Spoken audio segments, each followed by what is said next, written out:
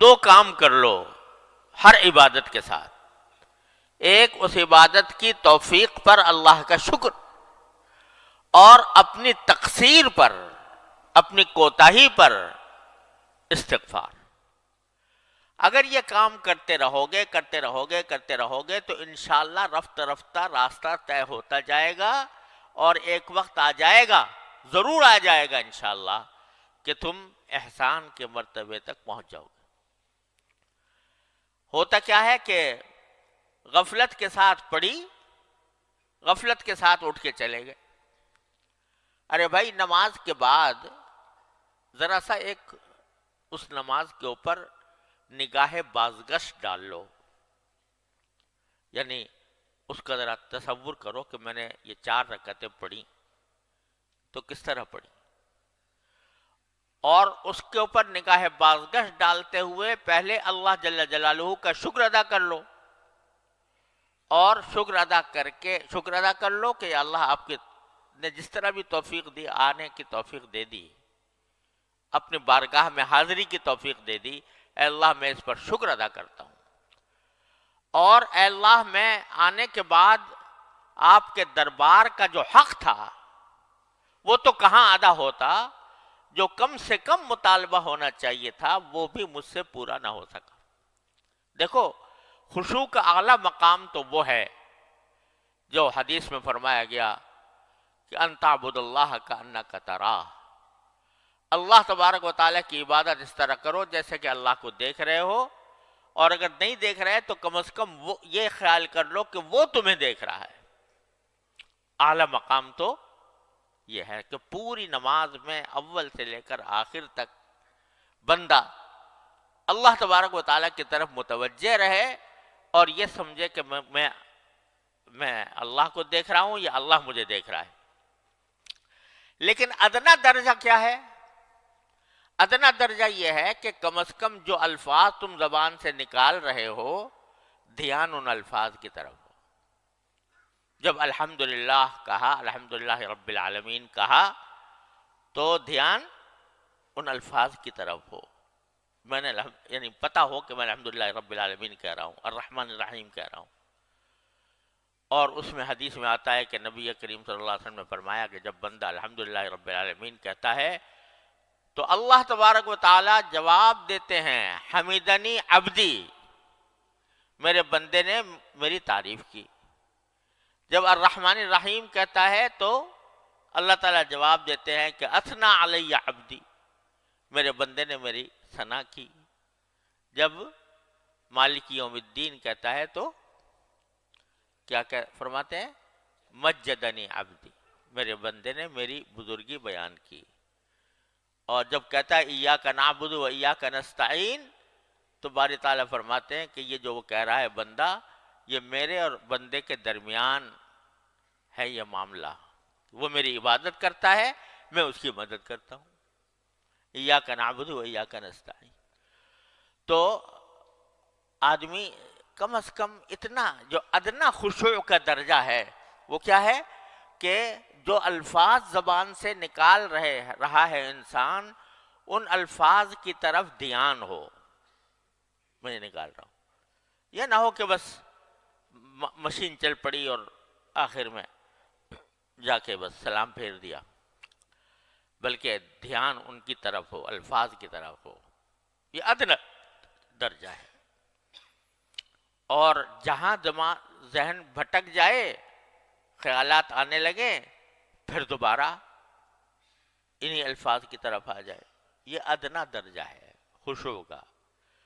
اس کی کوشش تو بندے کو ہمیشہ کرتے ہی رہنا چاہیے، ساری زندگی کرتا رہے. تو یہ کوشش ادنا درجے کا خشوع ہے، یہ بھی حاصل نہیں ہوتا. تو اللہ آپ نے تو کرم فرمایا تھا کہ ہمیں توفیق دی تھی کہ آپ کے دربار میں حاضر ہوئے، لیکن ہم نے اپنی طرف سے جو ہمارے کرنے کا کام تھا وہ ہم سے نہ ہو سکا. تو اللہ ہم اس پر استغفار کرتے ہیں. اسی لیے سنت ہے نبی کریم صلی اللہ علیہ وسلم کی کہ نماز ختم ہونے کے بعد فرماتے کہ استغفر اللہ استغفر اللہ استغفر اللہ 3 بار. استغفر اللہ فرماتے تھے. ابھی تو نماز پڑھی، نماز کوئی گناہ تو کام نہیں ہے، استغفار تو گناہ کے کام پر کیا جاتا ہے، لیکن رسول کریم صلی اللہ علیہ وسلم نماز کے بعد استغفر اللہ فرماتے تھے. کیوں؟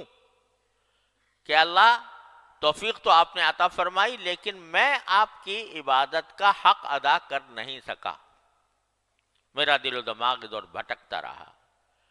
تو کیا ہوگا کہ میرے مالک کا کرم ایسا ہے کہ بندہ جب استغفار کرتا ہے، اس کی طرف رجوع کرتا ہے، اپنی عاجزی کا اعتراف کرتا ہے، اپنی بندگی کا اعتراف کرتا ہے، کہتا ہے کہ مجھ سے غلطیاں ہوئیں، مجھ سے کوتاہیاں ہوئیں، میں کسی طرح بھی حق ادا نہ کر سکا، ادنا حق بھی ادا نہ کر سکا، تو میرے مالک کا کرم ایسا ہے کہ جو کوتاہیاں ہوئی ہیں ایک طرف تو اس کو معاف فرما دیتا ہے،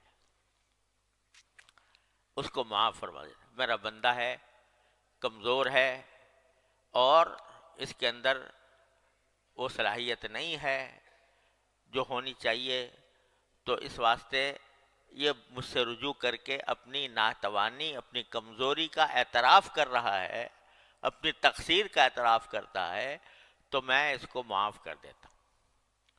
معاف کرنے کے کیا معنی ہوئے؟ کہ جو کوتاہیاں ہوئی تھیں نماز کے اندر، وہ سب ان کے اوپر خط تنسیخ پھیر دیا اللہ تبارک و تعالیٰ نے. چل تیری نماز بھی قبول کر لی، جیسی کیسی تو نے پڑھی قبول کر لی. جب تو نے ہم سے رجوع کر کے کہہ دیا کہ یا اللہ مجھ سے نماز صحیح طریقے سے پڑھی نہیں گئی، تو چل ہم نے قبول کر لی. استغفر اللہ استغفر اللہ استغفر اللہ کہ. تو عرض کرنے کا منشا یہ ہے کہ اس مایوسی کو دور کرنے کا راستہ کیا ہے، اور اس سمت میں آگے بڑھنے کا راستہ کیا ہے. ایک طرف تو حمد کرے بندہ، شکر ادا کرے، دوسری طرف استغفار کرے. شکر اس کی توفیق پر، استغفار اپنی کوتاہی پر. تو میرا اللہ تبارک و تعالی شکر کے بارے میں وعدہ کیا ہے کہ لئن شکرتم لأزیدنکم. یہ وعدہ ہے کہ نہیں؟ کس کا وعدہ؟ ان اللہ لا یخلف المیعاد. تو جب تم شکر کرو گے تو اور دوں گا. یعنی تم نے اس پر شکر ادا کر لیا کہ میں نے نماز آ کر ادا کی ہے، اے اللہ آپ کی توفیق سے اس پر شکر ادا کر لیا، تو اور توفیق دوں گا، اور توفیق دوں گا.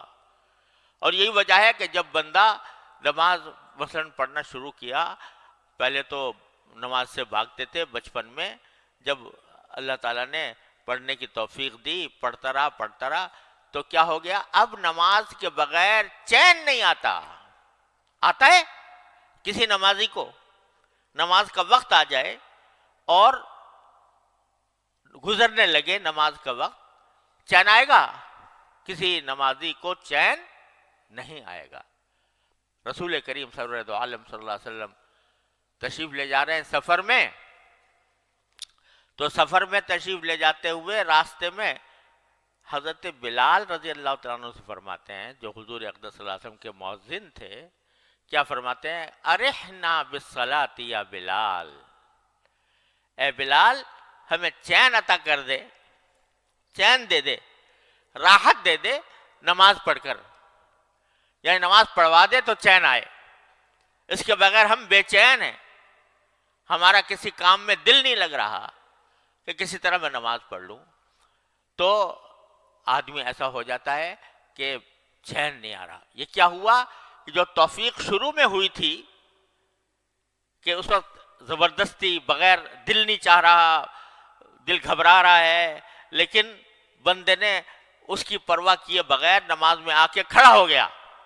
یہ توفیق جو اللہ تعالیٰ کی طرف سے ہوئی تھی، اس پر جب بندے نے شکر ادا کیا تو اس کا نتیجہ یہ ہوا کہ اس نماز کی طرف توجہ اور نماز کی فکر اور اس کا خیال یہ بڑھتا چلا گیا، یہاں تک کہ نمازی کو بغیر نماز پڑھے چین نہیں آتا. تو یہ شکر کی خاصیت تو یہ ہے کہ اب شکر کیا تم نے اور تمہیں توفیق دیں گے، اب شکر کیا اور توفیق دیں گے. اور استغفار کا خاصہ یہ ہے کہ بندہ کتنے بڑے سے بڑے گناہ لے کر پہنچ جائے اس دربار میں، بڑے سے بڑا گناہ لے کے پہنچ جائے، اور صدق دل سے، نیک نیتی سے، عاجزی سے اور اپنی بیچارگی سے باری تعالیٰ سے کہتے استغفر اللہ ربی من کل ذنب واتوب الیہ، اے اللہ میں معافی مانگتا ہوں، جو کوتاہی ہوئی اب میں معافی مانگتا ہوں۔ تو یہ استغفار ایسی چیز ہے کہ میرا مولا اس کے اوپر معافی کا اس نے وعدہ کر رکھا ہے، وہاں شکر پر وعدہ یہ کر رکھا ہے کہ اور دوں گا، یہاں استغفار پر یہ وعدہ کر رکھا ہے کہ تمہاری غلطیاں معاف کر دوں گا۔ ان اللہ یغفر الذنوب جميعا یا عبادی الذین اسرفوا علی انفسهم لا تقنطوا من رحمت اللہ ان اللہ یغفر الذنوب جميعا۔ تو جو اللہ تبارک و تعالیٰ یہ وعدہ کر رہے ہیں کہ میری رحمت سے مایوس نہ ہونا،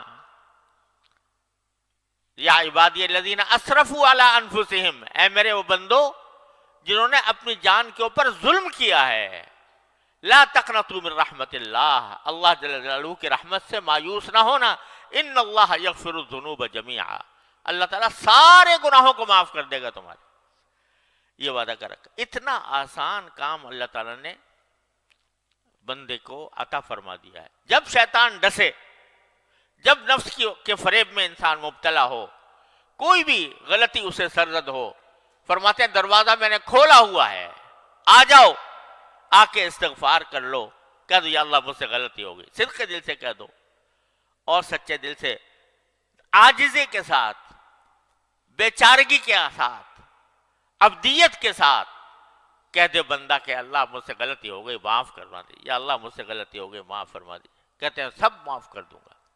معاف کرنے کے کیا معنی؟ کہ وہ ساری کوتاہیاں جو تم نے کی ہیں وہ میں نے معاف کر کے تمہارا پرچہ صاف کر دیا، تمہارا صفحہ صاف کر دیا۔ تو جو بندہ نماز کے بعد، یعنی نماز کے بعد ایسے ہی اٹھ کے نہ چلے جاؤ خدا کے لیے، نماز کے بعد تھوڑا سا بیٹھ کر، ایک تو جو تسبیحات مسنونہ ہیں وہ تو ہونی چاہیے، لیکن اس کے ساتھ تھوڑا سا نگاہ بازگشت ڈال لو نماز کے اوپر کہ اللہ میں نے نماز پڑھی، ایک تو میں آپ کا شکر ادا کرتا ہوں، توفیق دے دیا آپ نے، کم از کم ظاہری شکل نماز کی میری کروا دیا آپ نے اپنے فضل و کرم سے، وہ بھی میری بس سے باہر تھا، آپ نے اپنے فضل و کرم سے کروا دیا۔ دوسرے میں استغفار کرتا ہوں، کہے پر کرتا ہوں جو میں نہ مجھ سے کوتاہیاں ہوئی ہیں اس نماز کے اندر، ان پر استغفار کرتا ہوں۔ یہ کر کے دیکھو ہر نماز کے بعد کتنا وقت لگے گا؟ 1 منٹ 2 منٹ، اور ذرا سا اگر تھوڑا سا اور بڑھا لو کہ اپنی ان 4 رکعتوں کا جائزہ لے کے دیکھو، میں نے تکبیر تحریمہ ٹھیک سے ادا کی تھی، میں نے سورہ فاتحہ ٹھیک سے پڑھی تھی، میں نے رکوع صحیح طریقے سے کیا تھا، میں قیام صحیح طریقے سے کیا تھا، میں نے سجدہ صحیح طریقے سے کیا تھا، اور ساتھ میں یہ کہ میرا دھیان کہاں تھا، میرا دل کہاں تھا، دماغ کہاں تھا، اس کا ذرا سا جائزہ لے لو۔ تو بہت ساری جگہ پر تمہیں نظر آئے گا کہ یار یہ تو نماز تو پڑھی بے شک، لیکن مجھ سے نہ الفاظ کی طرف دھیان ہو سکا، نہ اللہ تعالیٰ کی طرف دھیان ہو سکا۔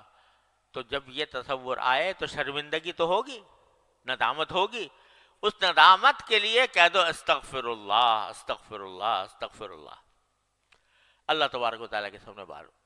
تو ایک طرف حمد شکر، ایک طرف استغفار، یہ 2 چیزیں مل کر تمہاری اس نماز کو پہلی نماز سے بہتر بنا دیں گی، اور جتنا زیادہ کرو گے، روزانہ کرو گے، ہر نماز کے بعد کرو گے، تو انشاءاللہ دیکھنا کہ اللہ تبارک و تعالیٰ کی طرف سے رحمت کا معاملہ ہوگا، اور پھر آئندہ تمہارے نماز کے اندر جو خشوع ہے اس کی مقدار بھی انشاءاللہ بڑھتی چلی